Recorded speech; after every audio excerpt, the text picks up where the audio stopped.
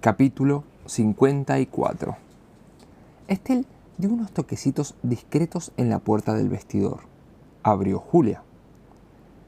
Solo quería decirte que las pizzas están en camino, pero tú, que comes por dos, debes estar muerta de hambre. Pobre, ¿no? ¿Quieres picar algo mientras tanto? Hay comida en el congelador. Quiero decir que la gente casi siempre tiene comida en el congelador, dijo Estel. No, gracias. Muy amable de tu parte, pero estoy bien, sonrió Julia. Le gustó que Estel le hiciera esa pregunta.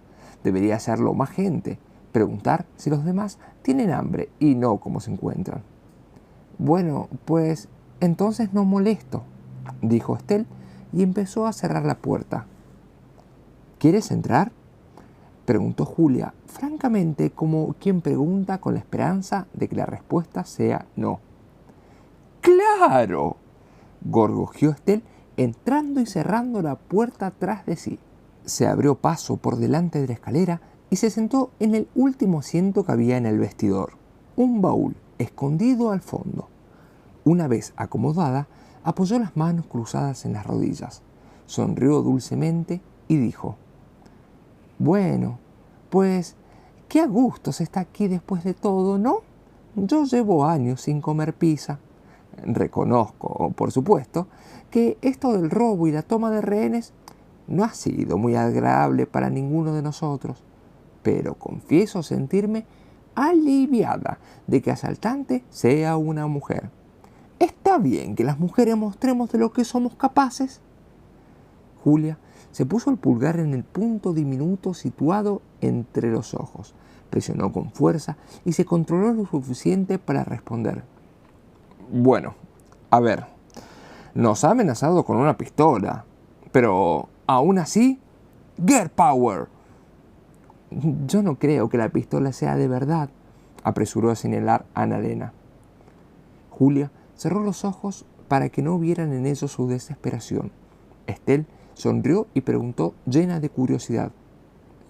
Pero bueno, no he venido a interrumpirlas, claro, como la vieja atolondrada que soy. ¿De qué estaban hablando?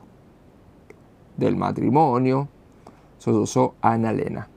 ¡Oh!, exclamó Estel, como si acabara de ver aparecer su tema favorito en un concurso de televisión. Julia se ablandó un poco ante su entusiasmo y le preguntó: Tu marido se llama Knut, ¿no? ¿Cuánto tiempo llevan casados? Estel contó en silencio hasta que se le acabaron los números. Knut y yo llevamos casados desde siempre. Así son las cosas cuando uno llega viejo. Deja de existir el tiempo anterior a que él apareciera. A Julia le gustó mucho esa respuesta. ¿Cómo se superan tantos años de matrimonio?, preguntó. Luchando, respondió Estel muy sincera. A Julia aquello no le gustó tanto. No parece muy romántico. Estel sonrió con astucia. Julia se rascó las cejas con tristeza. A Roy y a mí antes se nos daba bien reconciliarnos. Se nos daba tan bien reconciliarnos que no importaba que también se nos diera bien enfadarnos. A veces me enfadaba con ella a propósito, porque como se nos daba tan bien, lo otro, pero bueno, ahora no sé. Ahora ya no estoy tan segura de lo nuestro. Estel empezó a dar vueltas a su anillo de casada y se humedeció los labios pensativa.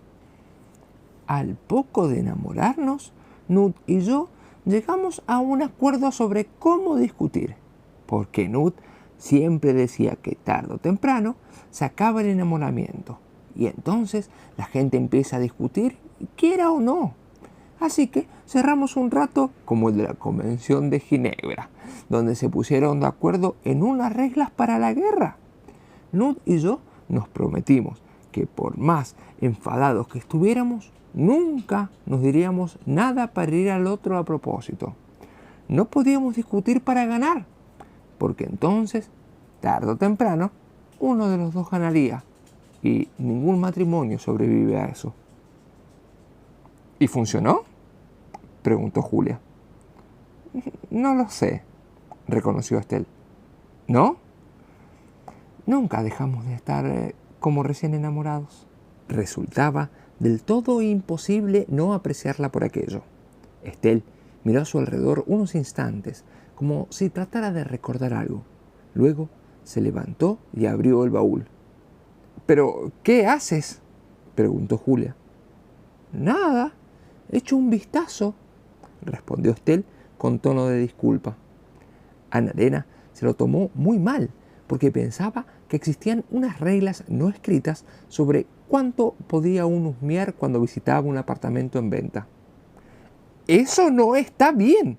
Solo podemos mirar los cajones que estén abiertos, salvo que sean los de la cocina. Los de la cocina sí se pueden abrir, pero solo unos segundos, para ver lo grandes que son. No puedes ponerte a contar cubiertos o a juzgar a la gente por su estilo de vida ni cosas así. Existen reglas. Se puede abrir lavavajillas, pero no la lavadora». «Se ve que tú has estado en muchas visitas de apartamentos en venta», le dijo Julia. «Lo sé», respondió Annalena con un suspiro. «¿Aquí hay vino?», exclamó Estelle alegremente, sacando 2 botellas del baúl. «¿Vino?», repitió Annalena súbitamente animada, porque al parecer, si era para encontrar vino, no estaba mal rebuscar en los cajones. «¿Quieren un poco?», les ofreció Estelle. «Yo estoy embarazada», le recordó Julia. «¿Y las embarazadas no pueden beber vino?». «No se puede beber nada de alcohol». «Pero, ¿y vino?». Estelle abrió los ojos de par en par, derrochando buena intención. Después de todo, el vino solo son uvas, y a los niños les gustan las uvas. «Vino tampoco», aseguró Julia con tono paciente, y pensó en cómo respondió Ro a la matrona en el centro de salud, cuando la mujer les hizo la pregunta protocolaria de si bebían mucho alcohol. «A todas horas, sí, si ahora bebo por 3. La matrona no comprendió que Ro estaba bromeando, y el ambiente se puso tenso. Al recordarlo ahora, Julia se echó a reír. Esto ocurre a menudo cuando uno está casada con una idiota. «¿He hecho algo mal?», preguntó Estelle angustiada, y tomó un trago directamente de la botella antes de pasárselo a Annalena, que, sin dudar, dio 2 largos tragos, lo cual podía interpretarse como algo totalmente impropio de Annalena. Era un día muy raro para todos ellos. No, estaba pensando en algo que hizo mi mujer», dijo Julia con una sonrisa, tratando, con poquísimo éxito, de aguantarse la risa. «La mujer de Julia es una idiota, igual que Roger», le explicó Annalena solícita a Estelle, y tomó otro trago, esta vez mayor que su cavidad bucal, que tuvo como consecuencia un ataque de tos con escosos de nariz. Julia se inclinó y le dio a Annalena unos golpecitos en la espalda. Estelle le quitó la botella con cuidado y la aligeró un poco. Luego dijo en voz baja: «Knut no es ningún idiota. Realmente no lo es. Pero está tardando muchísimo en aparcar el coche. Me gustaría que estuviera aquí para... Bueno, es que no estaba preparada para estar yo sola en una toma de rehenes». Julia sonrió. «No estás sola. Nos tienes a nosotras. Y asaltante no parece querer hacerle daño a nadie. Estoy segura de que todo va a salir bien. Pero, ¿puedo preguntarte una cosa?». «Por supuesto, cariño». «Dime, ¿tú sabías que había vino en el baúl? Si no, ¿por qué empezaste a rebuscar ahí precisamente?». Estelle se ruborizó. Al cabo de unos instantes, confesó: «En casa suelo esconder el vino en el vestidor. A Knut le parecía una tontería. Quiero decir que le parece una tontería. Pero conocemos a los demás igual que a nosotros mismos.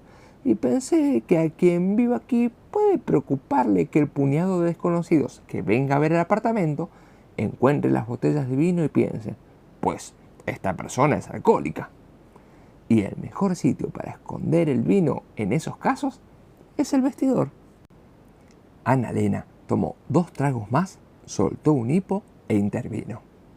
Los alcohólicos no tienen en casa botellas sin abrir, las tienen vacías. Estelle le sonrió agradecida y respondió sin pensar. Muy amable por tu parte. Knut habría estado de acuerdo contigo. A la anciana le brillaban los ojos, no solo del vino. Julia arrugó tanto la frente al advertirlo que le cambió por completo el peinado. Se inclinó, le puso a Estelle la mano en el brazo y le preguntó en un susurro. Estelle, Knut no está aparcando el coche, ¿verdad?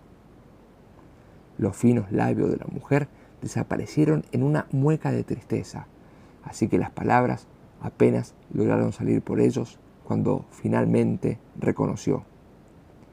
No. Capítulo 55. Interrogatorio de testigo. Jack. A ver si lo he entendido bien. Usted no estaba en la vivienda en calidad de comprador, sino porque Anna-Lena lo había contratado para que arruinara la visita. Lennart. Exacto. Lennart, sin límites. Ese soy yo. Te dejo mi tarjeta. También hago despedidas de soltero. Si es que el que se casa te ha robado la novia. Jack. Entonces, ¿ese es tu trabajo? ¿Estropear las visitas de posibles compradores? Lennart. No, soy actor. Pero en estos momentos escasean los papeles, aunque actúe en El Mercader de Venecia, en el teatro local. Jack. ¿De Venecia? Lennart. No, aquí, en el teatro local de aquí. Jack. Quiero decir que se titula El Mercader de Venecia, no en Venecia. Da igual. ¿Puedes decirme algo del sujeto? Lennart. Me parece que no. Ya he dicho todo lo que recuerdo. Jack. Ok. Pues siento tener que pedirte que se quede aquí un poco más. Quizás surjan más preguntas. Lennart. No hay problema. Jack. Ah, por cierto, una última cosa. ¿Usted qué sabe sobre los fuegos artificiales? Lennart. ¿Cómo? Jack. Los fuegos artificiales que pidió el sujeto. Lennart. ¿Qué pasa con eso? Jack. Pues que cuando alguien toma rehenes, no es normal que exija fuegos artificiales a cambio de liberarlos. No es normal, es pedir dinero. Lennart. Con todos mis respetos, lo normal sería no ir por ahí tomando rehenes, ¿no? Jack. Puede ser, pero ¿no le parece una exigencia un tanto extraña lo de pedir fuegos artificiales? Fue lo último que hizo el sujeto antes de soltarlos. Lennart. Pues no sé, es año nuevo, a todo el mundo le gustan los fuegos artificiales. Jack. No a los que tienen perro. Lennart. Ah. Jack. ¿Qué se supone que significa eso? Lennart. Nada, me ha sorprendido. Creía que a los policías le gustaban los perros. Jack. Yo no he dicho que no me gusten los perros. Lennart. Lo normal sería decir que a los perros no les gustan los fuegos artificiales, pero tú has dicho los que tienen perro. Jack. No me entusiasman los animales. Lennart. Lo siento. Forma parte de mi profesión. Aprendes a interpretar. Jack. ¿Como actor? Lennart. No, de lo otro. Por cierto, ¿los demás siguen en la comisaría? Jack. ¿Quiénes? Lennart. Ya sabes, los que estaban en el apartamento. Jack. ¿Tienes en mente a alguien en particular? Lennart. Sara, por ejemplo. Jack. Por ejemplo. Lennart. No pongas esa cara, como si te hubiera preguntado algo indecente. O sea, no pasa nada por preguntar, ¿no? Jack. Sí, Sara sigue aquí. ¿Por? Lennart. Va, por curiosidad. A veces uno siente curiosidad por la gente así, sin más. Y hacía mucho que no conocía a nadie como ella, tan difícil de interpretar. Lo intenté, pero no lo conseguí. ¿Por qué te ríes? Jack. No me río. Lennart. Pero si te estoy viendo. Jack. Sí, disculpe, no era mi intención. Pensaba en una cosa que siempre dice mi padre. Leonard. ¿Qué? Jack. Dice que nos casamos con las personas a las que no entendemos y luego nos pasamos la vida intentando entenderlas. Capítulo 56. La muerte, la muerte, la muerte. Pensaba Estelle en el vestidor. Una vez, muchos años atrás, leyó que su escritor favorito tenía por costumbre iniciar así las conversaciones telefónicas. La muerte, la muerte, la muerte. Así, daba el tema por zanjado y podía conversar sobre otros asuntos. De lo contrario, a partir de cierta edad, ninguna llamada tendía a tratar sobre la vida, sino solo sobre lo otro. Estelle lo entendía a aquellas alturas. El mismo autor escribió una vez que hay que vivir la vida para poder reconciliarse con la muerte. Pero eso a Estelle le costaba más. Del tiempo en que les leía cuentos a sus hijos recordaba que Peter Pan decía: «Morir será una gran aventura. Para quien se muere, tal vez, pero no para quien se queda. A ella solo le esperan 1000 amaneceres donde la vida es una hermosa prisión». Le temblaron las mejillas, recordándole que ya era vieja, que ya tenía la piel tan fina que siempre se movía al empujarle de un viento imperceptible para los demás. Ella no tenía nada en contra de la vejez, pero sí de la soledad. Cuando conoció a Nut, no vivió una historia de amor, no se sintió como había leído que sería. La suya fue siempre más bien la historia de una niña que encuentra al compañero de juegos ideal. Cuando Nut la tocaba, ella se sentía como si trepara a los árboles o saltara de un puente. Así fue hasta el final. Lo que más echaba de menos era hacerlo reír tanto que escupiera el desayuno. Esas cosas eran cada vez más divertidas a medida que pasaban los años, sobre todo después de que le pusieron la dentadura postiza. «Nut está muerto», dijo por primera vez en voz alta y tragó saliva. Julia bajó la vista al suelo, callada e indecisa. Annalena estuvo unos segundos pensando algo que decir, pero al final se inclinó hacia Estelle y le dio en el hombro con la botella de vino. Estelle la aceptó y se tomó 2 buenos tragos antes de devolvérsela y continuar como para sus adentros. El caso es que a Nut se le daba muy bien aparcar. Era capaz de aparcar en línea en los sitios más minúsculos. Así que a veces, cuando más me duele su ausencia, cuando veo algo muy gracioso y pienso, con esto se habría reído tanto que el desayuno hubiera cubierto toda la pared. Entonces me imagino que está aparcando y ya está. No era un hombre perfecto. Ninguno lo es, ya se sabe. Pero cada vez que íbamos a algún sitio y estaba lloviendo, me dejaba en la misma puerta para que yo pudiera esperar a cubierto mientras él aparcaba el coche. El silencio se impuso entre las 3 mujeres. Fue exprimiéndolas lentamente de vocabulario hasta que ninguna supo qué decir. La muerte, la muerte, la muerte, pensó Estelle. Las últimas noches que Nut pasó en el hospital, ella le preguntó: ¿tienes miedo? Y él le dijo: claro. Luego le pasó los dedos por el pelo y añadió: pero también estará bien disfrutar de paz y tranquilidad. Diles que escriban eso en la lápida. Y Estelle se echó a reír mucho. Cuando él la dejó, lloró tanto que se le cortaba la respiración. Su cuerpo nunca volvió a ser el mismo.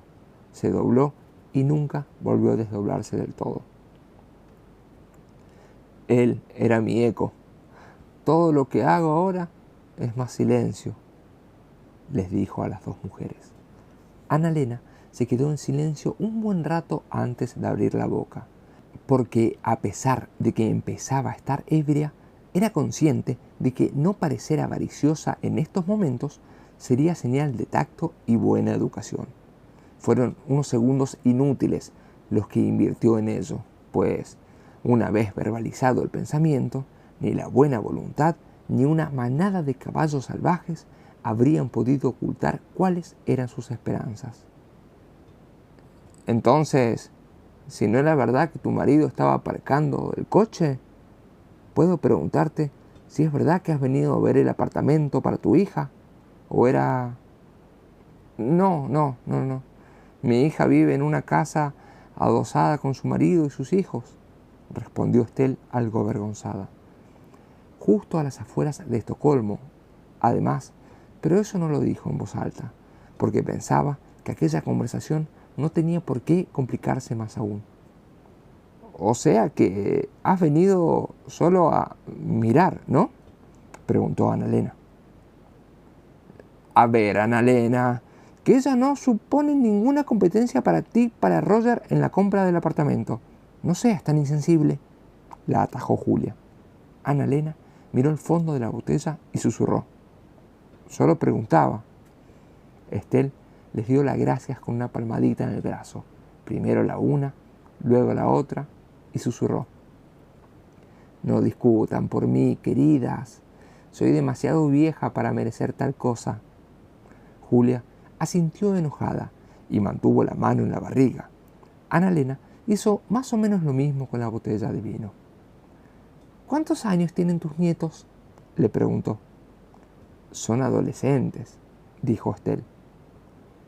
Lo siento, respondió Ana-Lena compasiva. Estelle sonrió apenas.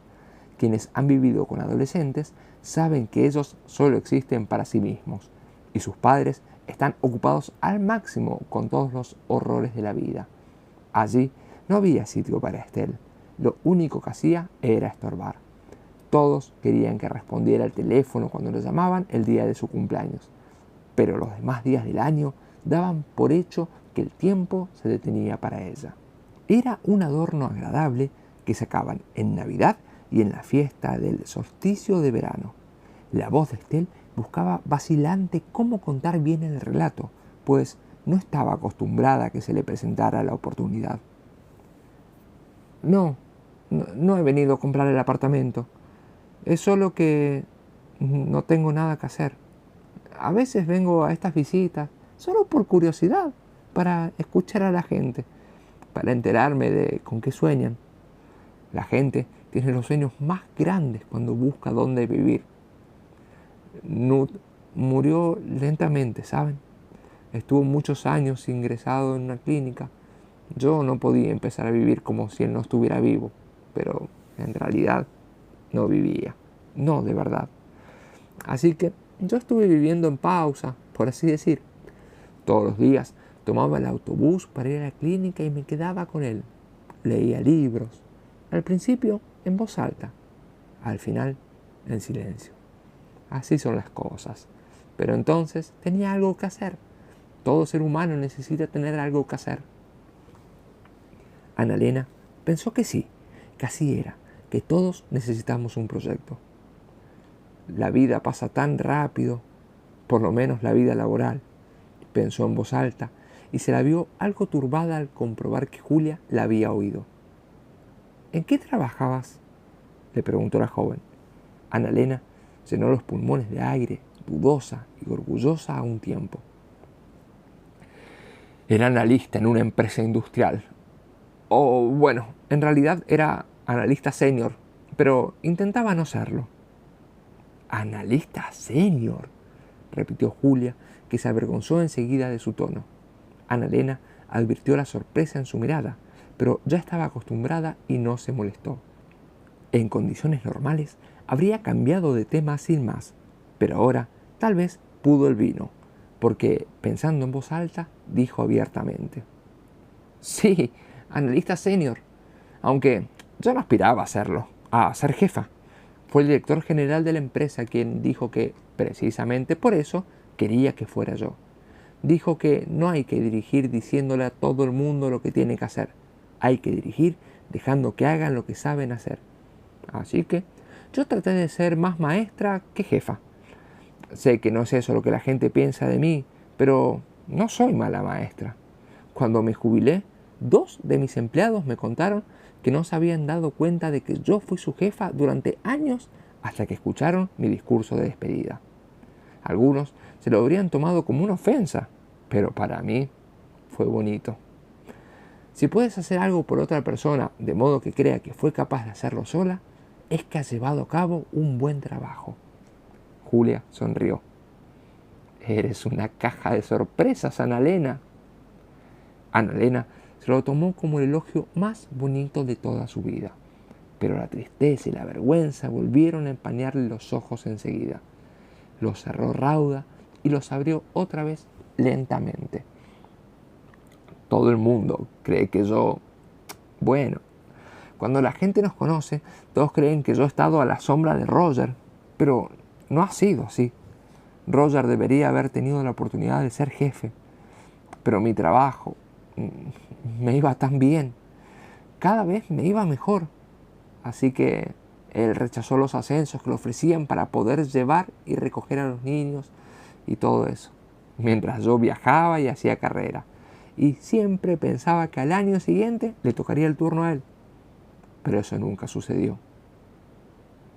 Guardó silencio. Por una vez Julia no supo qué decir. Estelle no sabía dónde meter las manos, así que al final abrió el baúl y la metió otra vez allí dentro. Salieron con una caja de cerillas y un paquete de tabaco. ¡Anda!, exclamó la mar de contenta. «¿Pero quién viviría aquí?», preguntó Julia. «¿Alguien quiere?», las invitó Estelle. «Yo no fumo», se apresuró a declarar Annalena. «Ni yo. Le he dejado. Bueno, a veces sí fumo. ¿Tú fumas?», le preguntó a Julia, pero añadió enseguida. «Bueno, no, claro, no estando embarazada. En mis tiempos sí fumaban las embarazadas. O bueno, procurábamos fumar menos, claro. Pero tú no fumas nada de nada, ¿verdad?». «No, nada de nada», dijo Julia con tono paciente. La juventud hoy en día son tan conscientes de cómo afecta a todos sus hijos. Una vez oí a un pediatra en televisión que decía que desde hacía una generación los padres acudían a él y le decían: «Nuestro hijo se hace pis en la cama. ¿Qué le pasa?». Ahora, una generación después, los padres van a la consulta y le dicen: «Nuestro hijo se hace pis en la cama. ¿Qué hemos hecho mal?». Se culpan de todo. Julia apoyó la cabeza en la pared del vestidor. «Seguro que nosotros cometemos los mismos errores que ustedes, solo que en distintas versiones». Estelle jugueteaba con el paquete de tabaco entre las manos. «Yo solía fumar en el balcón, porque a Knut no le gustaba el olor cuando fumaba adentro. Y a mí me gustaban las vistas. Se veía hasta el puente. En fin, igual que desde este apartamento.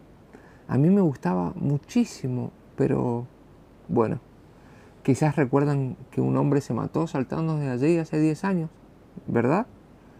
La noticia apareció en todos los periódicos. Y yo miré a qué hora lo había hecho y comprendí que fue poco después de que yo hubiera estado fumando en el balcón. Knut me llamó para que viera algo que estaban dando en la tele. Entré y dejé el cigarro quemándose en el cenicero. Y mientras tanto, aquel hombre se subió a la barandilla y saltó. Dejé de fumar en el balcón después de eso. «Ah, Estelle, no fue culpa tuya que alguien saltara de un puente», dijo Julia tratando de consolarla. «Ni del puente», observó Annalena. «¿Qué? Que no es culpa del puente que a alguien se le suba y salte. Yo lo recuerdo muy bien, se los aseguro, porque Roger se enfadó mucho». «¿Conocía al hombre que saltó?», preguntó Estelle. No, pero sabía mucho sobre el puente. Roger era ingeniero, ¿saben? Construía puentes. No ese en concreto, pero si te importan mucho los puentes, como a Roger, al final te importan todos los puentes. Y en la tele hablaban de aquel hombre como si el puente tuviera la culpa. A Roger le entristeció muchísimo. Los puentes existen para acercar a las personas, decía. Julia pensó que aquello era algo curioso y al mismo tiempo un poco romántico. Quizá por eso, o quizás solo porque se sentía extenuada y hambrienta, de pronto empezó a contarles. Mi prometida y yo estuvimos en Australia hace unos años porque ella quería hacer bungee jumping. ¿Tu prometida? ¿Te refieres a Ro?, preguntó Estelle. No, mi prometida anterior. Era una larga historia. Todas las historias lo acaban siendo si las contamos desde el principio. Esta historia, por ejemplo, habría sido mucho más breve si solo hubiera tratado de las 3 mujeres en un vestidor. Pero resulta que también trata de 2 policías, y uno de ellos está ahora subiendo las escaleras. Capítulo 57. Lo que ocurrió en la calle fue que, antes de entrar en el edificio de enfrente, Jack le dijo a su padre que esperase allí, que no se le ocurriese irse a ninguna parte, sobre todo que no entrara en el edificio donde estaban los rehenes. «Tú quédate aquí», le dijo a su padre. Pero el padre no hizo tal cosa, naturalmente. Reunió las pizzas y subió con ellas al apartamento, y cuando volvió a bajar, ya había hablado con la asaltante. Capítulo 58. Entretanto, dentro del vestidor, Julia ya se había arrepentido de haber mencionado a su ex prometida, así que añadió: cuando conocí a Ro, yo estaba prometida, pero es una larga historia, ni caso. Tenemos tiempo para largas historias, aseguró Estelle, porque había encontrado otra botella de vino en el baúl. ¿Tu novia quería saltar desde un puente?, repitió Sara indignada. Sí, se llama bungee jumping. Saltas con una cuerda elástica hasta el tobillo. Parece una locura. Julia se frotaba las sienes con las yemas de los dedos. A mí también me lo parecía, pero ella quería hacer cosas así todo el tiempo. Quería experimentarlo todo. Y en ese viaje, precisamente, comprendí que no podía vivir con ella, porque yo no tenía fuerzas para experimentar a todas horas. Empecé a echar de menos lo cotidiano, todo lo aburrido, y ella no quería aburrirse nunca.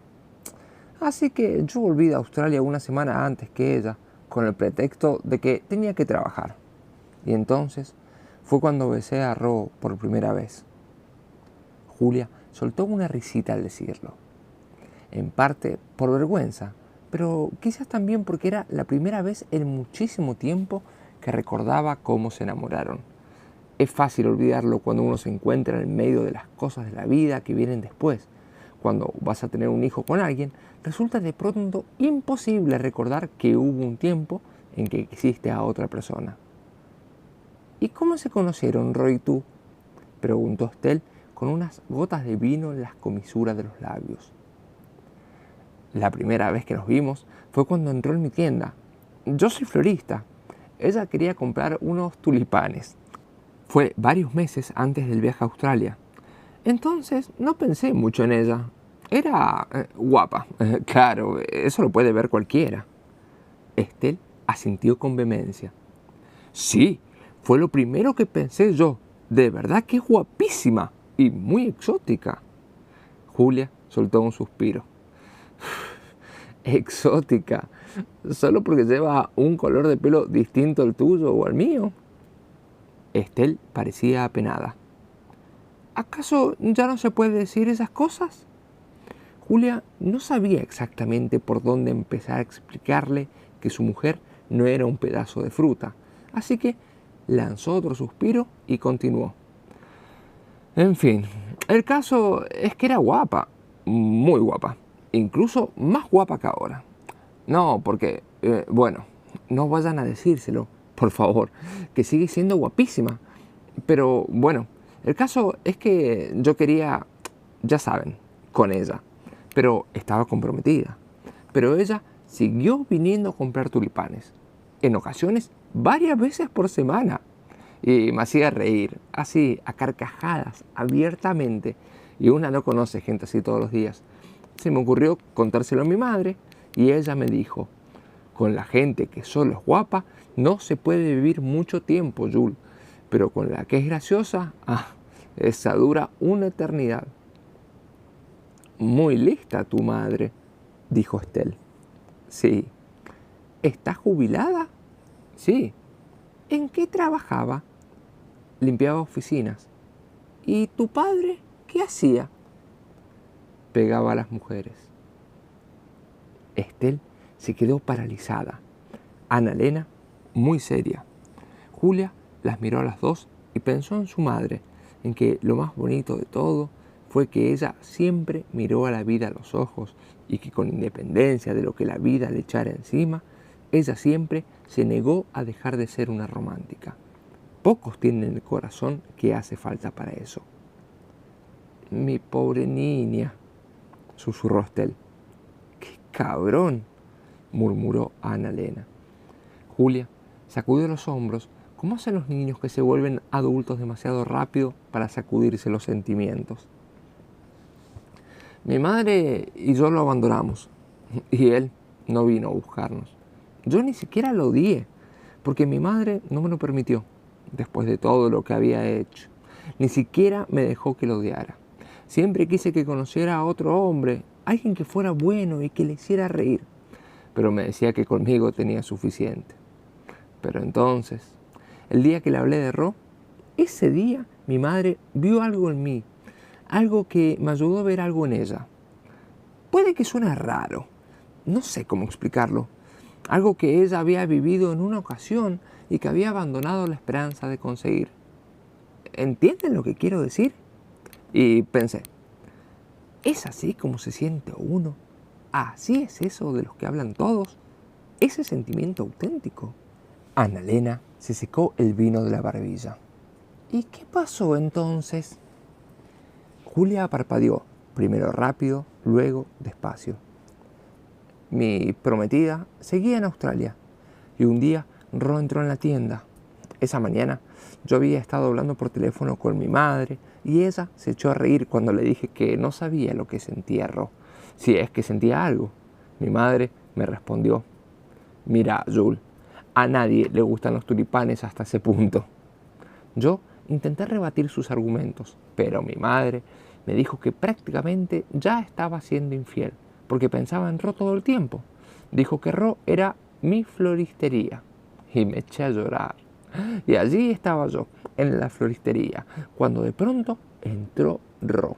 Y entonces empecé a reírme de algo que dijo, tanto así que le escupí sin querer en la cara. Ella también reía.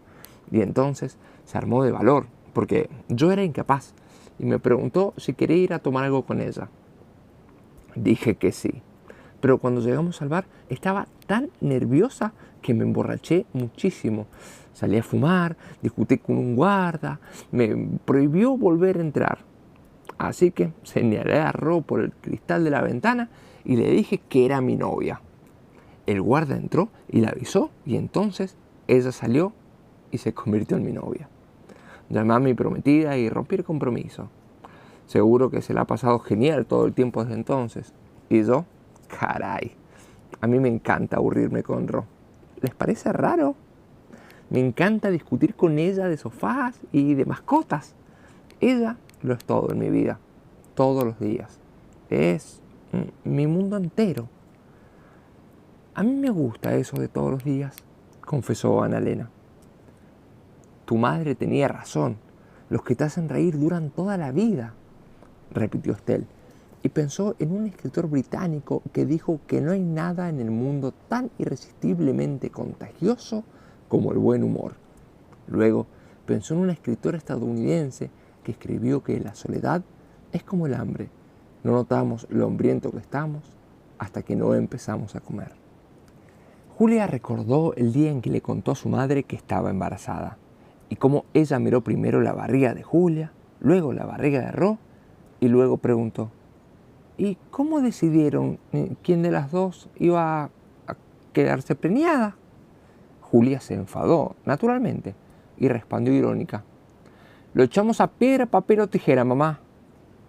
Su madre miró muy seria, primero Julia, luego a Ro, y preguntó: «¿Y quién ganó?». Julia se echó a reír. Aún se reía al recordarlo. Luego les dijo a las mujeres del vestidor: «Ro va a ser una madre maravillosa. Hace reír a cualquier niño, igual que mi madre». El sentido del humor de las dos no ha evolucionado nada desde que tenían 9 años. «Tú también serás una madre maravillosa», auguró Estelle. Las ojeras de Julia se movieron suavemente cuando parpadeó. «No sé, todo se me hace tan grande y todos los padres parecen tan graciosos todo el tiempo.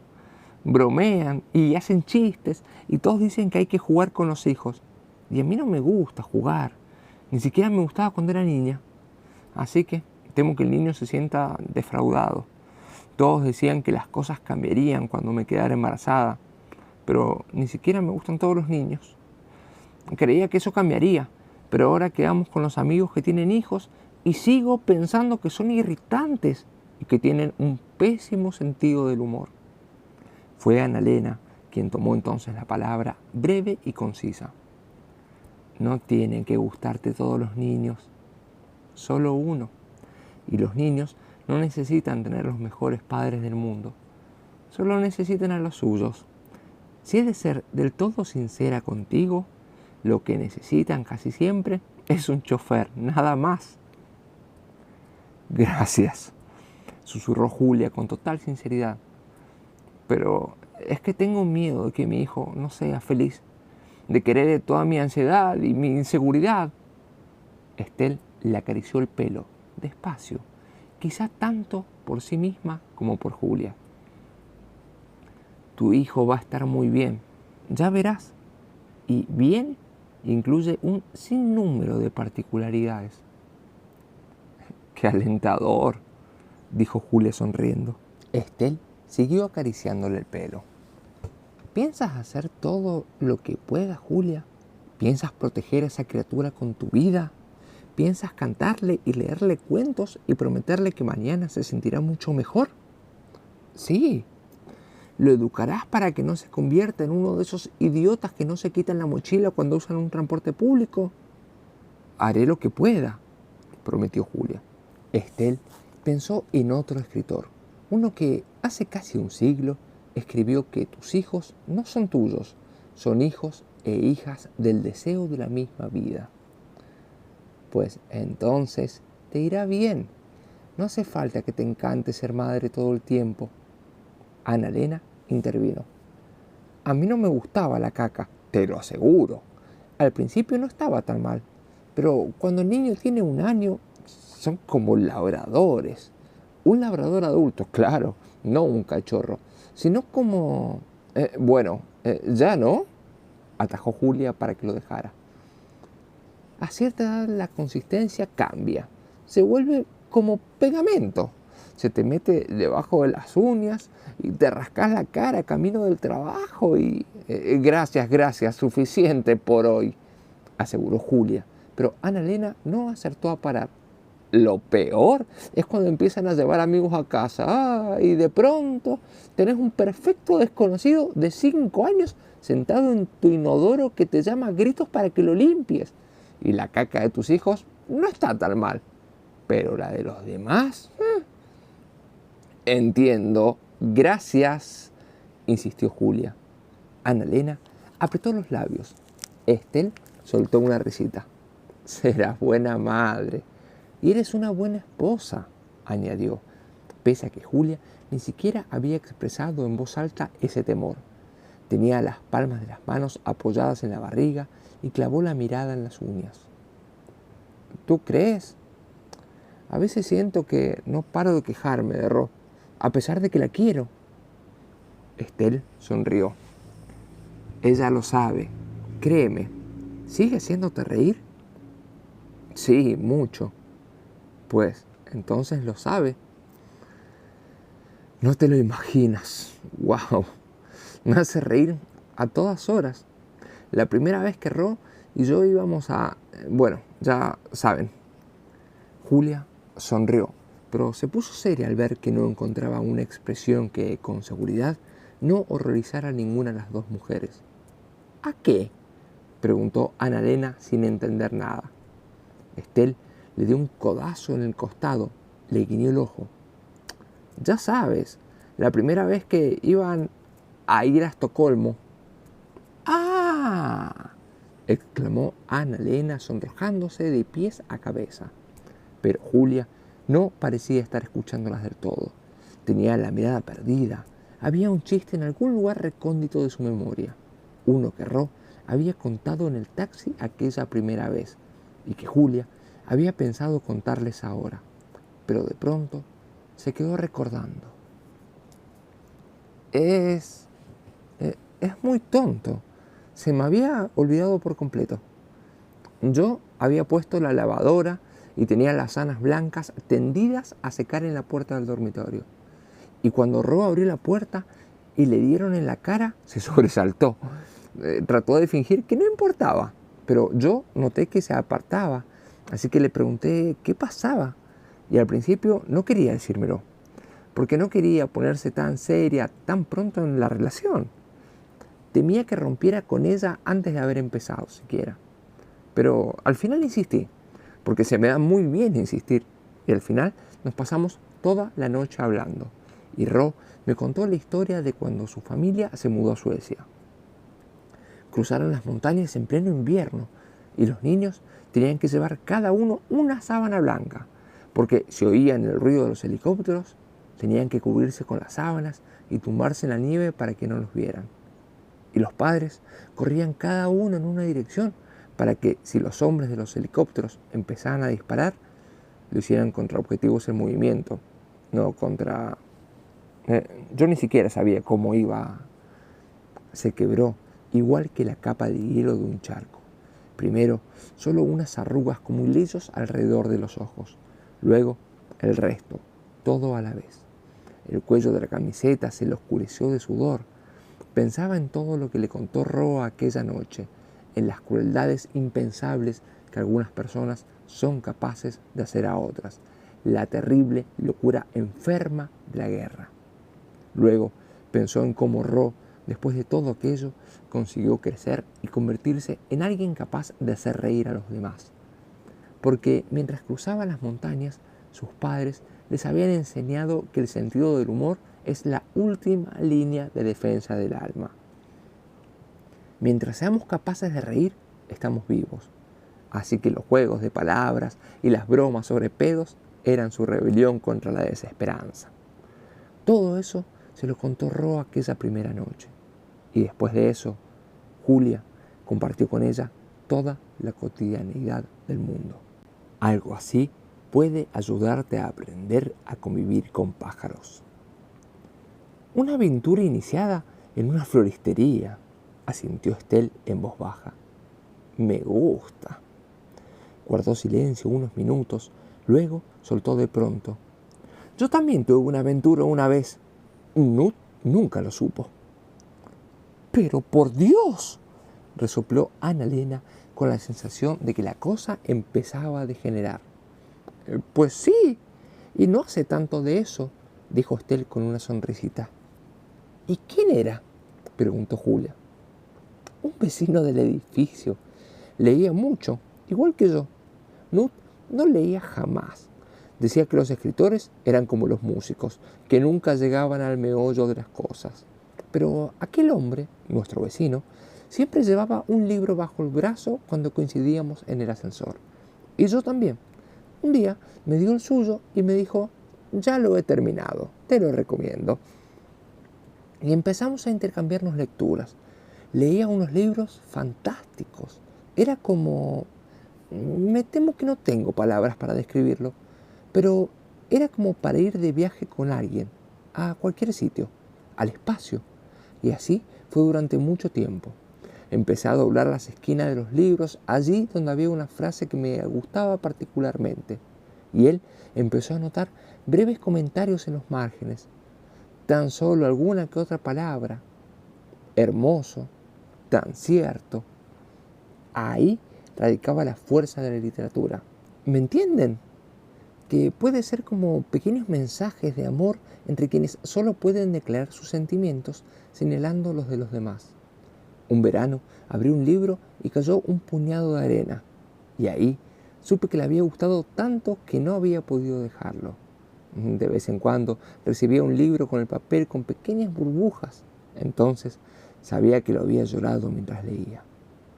Un día se lo dije, en el ascensor, y respondió que yo era la única que sabía eso de él. Y entonces fue cuando preguntó Julia insinuante, con una sonrisa pecaminosa. No, no, oh, no, respondió Estela entre grititos, con cara de ir a terminar la frase diciendo que quizás le habría gustado que hubiera ocurrido, pero que no ocurrió. Nosotros nunca, nunca surgió, yo nunca. ¿Por qué no?, preguntó Julia. Estel sonrió, orgullosa y añorante a la vez. Para eso es preciso tener cierta edad, cierta vida vivida. Porque una baila con el hombre con el que fue a la fiesta, y yo fui con Nut. Entonces, ¿qué pasó?, preguntó Annalena. Estel no se puso nerviosa, apenas le quedaban grandes secretos que contar. Después de este, quizá ninguno. Un día, en el ascensor, me dio un libro, y dentro estaba la llave de su casa. Me dijo que no tenía parientes que vivieran cerca, y que le gustaría que algún vecino de la misma planta tuviera una llave extra por si ocurriera algo. Y yo no dije nada, y no hice nada, pero tuve la sensación de que él tal vez quería que ocurriera algo. Sonrió. Julia también. Así que en todo ese tiempo no hicieron... No. Nos intercambiamos libros, hasta que murió unos años después. Algo del corazón. Sus hermanos pusieron el apartamento en venta sin retirar los muebles. Así que fui, haciéndome pasar por una posible compradora. Fui recorriéndolo todo, su hogar. Toqué la encimera y las perchas. Al final me encontré delante de su librero. Es una cosa extraordinaria conocer tan bien a alguien por los libros que leía. Nos gustaban las mismas voces, del mismo modo. Así que me concedí unos minutos allí mismo para pensar en lo que habríamos sido el uno para el otro, si todo hubiera sido distinto, si nos hubiéramos encontrado en otro punto de la vida. ¿Y después?, preguntó Julia con un susurro. Estel sonrió, rebelde, feliz. Después me fui a casa, pero me quedé con la llave de su apartamento. Nunca se lo conté a Nut. Era mi aventura. Se hizo el silencio unos instantes en el vestidor. Finalmente, Annalena reunió el valor para decir: yo nunca he tenido una aventura, pero una vez cambié de peluquero y luego tardé años en atreverme a pasar por delante del antiguo. No era una anécdota muy potente, pero también quería aportar lo suyo. Nunca le sobró tiempo para tener una aventura. ¿Cómo rayos tienes tiempo los demás? ¡Qué estrés!, pensaba Annalena, y qué hombre más para uno encargarse. Ella se había dedicado a trabajar y a volver corriendo a casa, día tras día, siempre con el mismo cargo de conciencia por no llegar a todo en ninguno de los dos sitios. Y así es fácil comprender a otros que también se sienten insuficientes.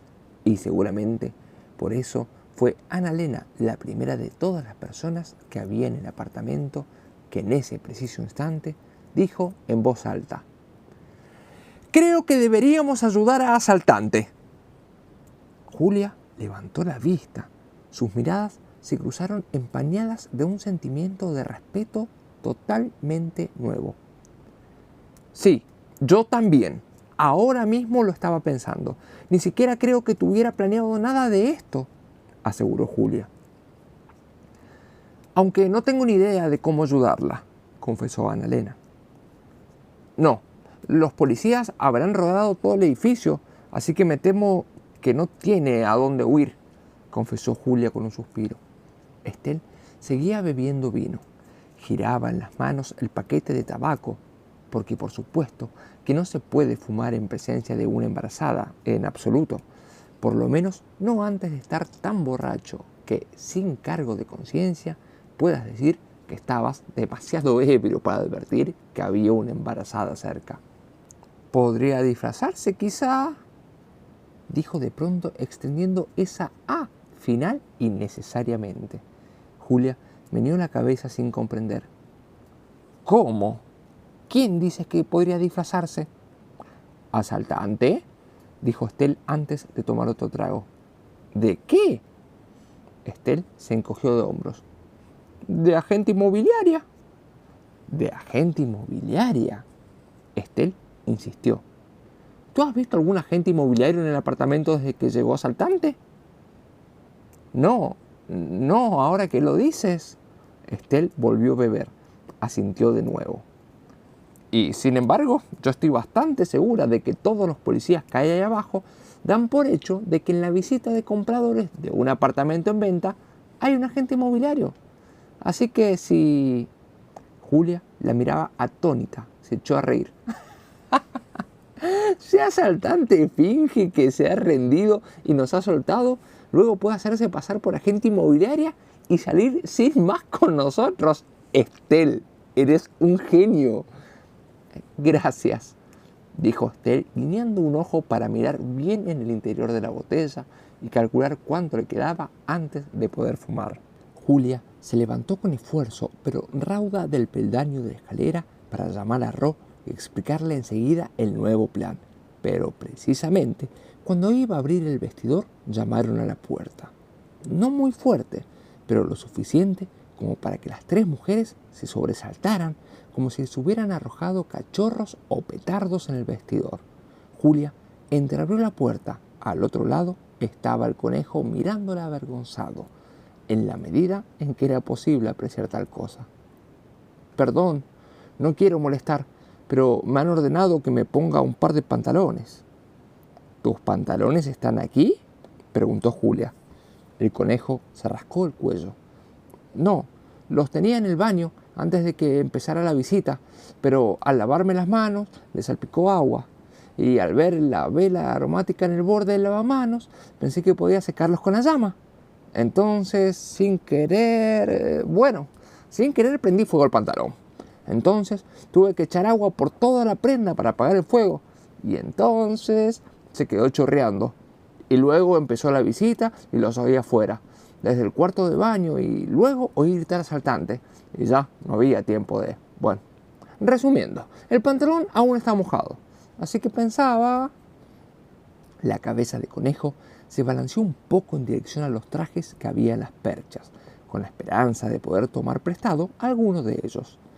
Las orejas de conejo golpearon sin querer la frente de Julia. Ella se retiró un poco, y el conejo lo interpretó como una invitación a entrar. «Sí, claro, tú entra, faltaría más», gruñó Julia. El conejo miró a su alrededor con interés. «¡Qué acogedor!», dijo. Annalena se perdió detrás de los trajes y se secó los ojos. Estel encendió un cigarrillo porque pensaba que en realidad ya daba exactamente igual. Cuando Annalena le lanzó una mirada de reprobación, Estel se defendió diciendo: «¡Ay, por favor! Ya será por el conducto de la ventilación». La cabeza de conejo se la dio ligeramente antes de preguntar: «¿Qué conducto?». Estel soltó una tosecilla, a saber si por el humo o por la pregunta. «Bueno, parece que aquí hay un conducto de ventilación. Es solo una suposición. Sale aire del techo, por eso». «¿A qué te refieres?», preguntó Julia. Estel volvió a toser. Luego dejó de toser, pero alguien seguía tosiendo, arriba, en el techo. Todos se miraron atónitos, el conejo y las tres mujeres, un curioso conjunto de individuos reunidos en el vestidor de un apartamento que habían ido a visitar para decidir si lo compraban, visita que se había visto interrumpida por un asaltante. Seguro que a la gente de esta ciudad le han pasado cosas más raras, pero no mucho más raras. Estel acertó a pensar que si Nut hubiera abierto la puerta del vestidor en aquellos momentos, se habría reído de buena gana y habría desayuno salpicado por doquier, y a ella le habría encantado. La tos procedente del techo no cesaba y sonaba como cuando uno trata de aguantarse y solo la empeora, como la tos en el cine. Julia llevó la escalera hasta el fondo del vestidor. Estel se apartó del baúl. Ana Elena ayudó al conejo a levantarse y éste empujó con las palmas de las manos hasta que el techo cedió. Era una trampilla y tras ella había un espacio estrecho y minúsculo. Allí estaba la agente inmobiliaria. Capítulo 59. En la comisaría, Jack ya casi ha perdido la voz de ira a estas alturas. ¡Di la verdad! ¿Por qué nos pediste los fuegos artificiales? ¿Dónde está la verdadera agente inmobiliaria? ¿Hay siquiera una verdadera agente inmobiliaria? La agente inmobiliaria, aún con la americana arrugada como el hocico de un bulldog, tras horas escondidas en aquel espacio minúsculo encima del vestidor, intenta una y otra vez explicar y explicar. Pero si hay algo que la actualidad e Internet nos han enseñado es precisamente que no debemos esperar salir vencedores de una discusión solo porque la razón esté de nuestro lado. La agente inmobiliaria no puede demostrar que ella no es un asaltante, porque la única forma de hacerlo es desvelar dónde se encuentra el sujeto en estos momentos. Y lo cierto es que la agente inmobiliaria no tiene la menor idea. Jack, por su parte, se niega a creer que la agente inmobiliaria sea agente inmobiliaria, porque eso implicaría que él ha pasado por alto algo del todo evidente, lo que implicaría a su vez que no está listo, algo para lo que sencillamente no está preparado. Jim, que ha guardado silencio casi todo el interrogatorio, si es que se puede llamar interrogatorio, cuando lo único que ha ocurrido es que Jack no ha parado de gritar, le pone despacio la mano en el hombro a su hijo y dice: ¿No deberíamos tomarnos un descanso, hijo? Jack le clava la mirada. Te han engañado, papá. No lo entiendes. Has ido a llevarles las pizzas y te has dejado engañar. Jim se viene abajo, herido, tomado por idiota. ¿No podríamos tomarnos un respiro, solo unos minutos? Un café, un vaso de agua. No hasta que haya averiguado qué demonios ha ocurrido de verdad, vocifera Jack. Pero no lo va a conseguir.